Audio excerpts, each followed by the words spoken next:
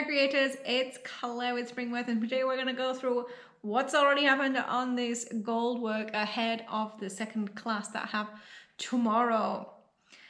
Now, it's been actually pretty time intensive and I have learned a lot of things already along the way, and a lot of things have happened.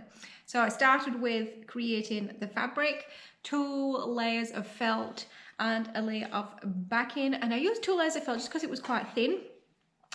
All leftovers from other projects, bound those together.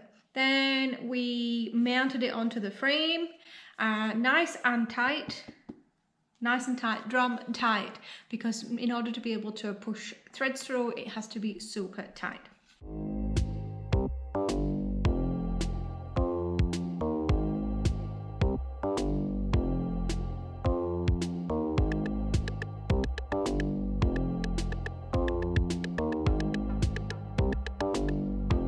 I obviously created the design, which is this Art Deco fan shape, and then worked out kind of what the design elements were going to be in order to be able to order the supplies to create the project. And then obviously we get started on the actual making of the brooch, and yes, it's going to be a pretty significant size brooch, but smaller isn't necessarily better when it comes to a new technique, because the smaller it is, the more precise you need to be. So each of these is individually added. So I went with a leather, brown leather in the center, which I actually may change my mind on. So brown leather there in the center, that's a nice light, and then gold pearl around here. Again, I actually may also change that, but that's what I had on hand when I wanted to get started.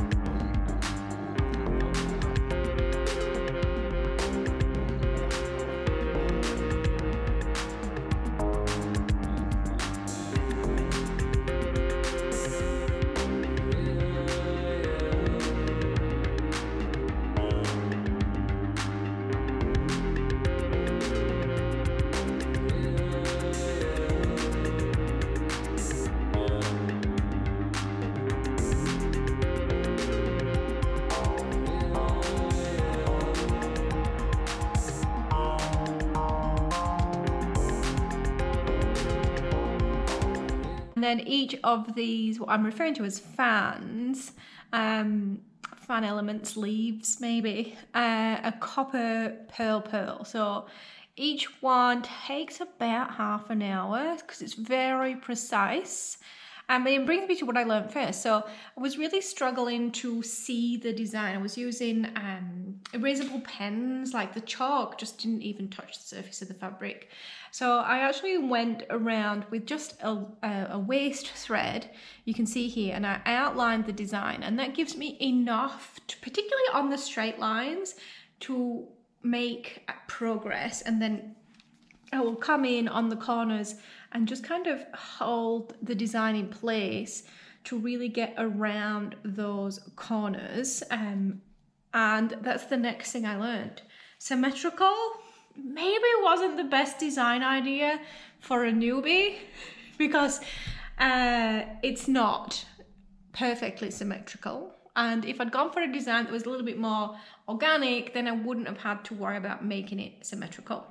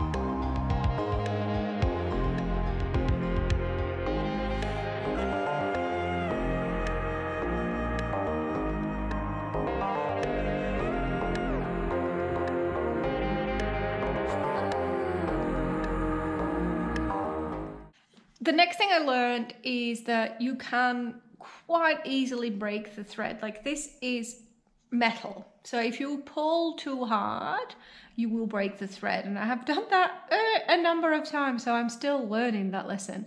Because what you have to do is you have to, each of these coils, you actually have to pull the thread in past the coil so it holds the kind of base metal against the fabric, otherwise it ends up too loose. So you do have to use a little bit of force, good pull, but not too much pull. So where to from here? Now I have an idea to fill each one of these fans with a slightly different technique, a slightly different thread, slightly different patterns. I'm hoping to put some sequins through the center if I can find some copper ones, like just a variety, but with that symmetry on both sides. So the bottom one on each will have the same design, and as you go up they will be kind of mirrored on either side.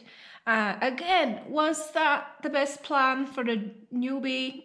Maybe, maybe not, but I feel like this, now I've committed to the symmetry, I really do need to carry that through the rest of the design. So I hope you've enjoyed seeing the first elements of how this is coming together, and I'm very excited to make more progress and to get some more guidance and some more techniques at the class tomorrow. So stay tuned for what's next.